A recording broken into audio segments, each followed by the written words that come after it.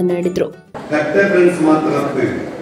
Ayodhya friends, Shri Rama friends, Hanuman friends, Vinayaka friends ಅಂತ ಅಯ್ಯೊಟ್ಟಿಗೆ ಯಾರಿಗೆ ಒಂದು ಫ್ರೆಂಡ್ಸ್ ಆಗಿದೆ ಬರ್ತದೆ ಬಾರಿ ಫ್ರೆಂಡ್ಸ್ ಉಳ್ಳೇರು ಅಂತ ಬಹುಶಃ ಬಲ್ಲೋಯ್ಪಾಗೆ ಅಂತಾನೆ ಖಾಲಿ ಕಚ್ಚೇರಿ ಪಟ್ಟಾಗ ಪಾಡ್ ನತ್ತು ಹನುಮಂತನ ನೆನೆತಲ್ಪ, ವಿನಾಯಕನ ನೆನೆತಲ್ಪ, ಶ್ರೀರಾಮನ ನೆನೆತಲ್ಪ, ಕಟ್ಟ ಮನೆತ ಇತಿಹಾಸನ ನೆನೆತಲ್ಪ ಅಂತ ವಿಚಾರದ ಹೊಸ ಈ ಕಟ್ಟೆ ಫ್ರೆಂಡ್ಸ್ ಮಂತ್ರಂಚಿನ ಜವನರ ಕೂಟ ಐತಿಹಾಸಿಕವಾಗಿ ಕಾರ್ಯಕ್ರಮ ಮಾಡಿದೆ.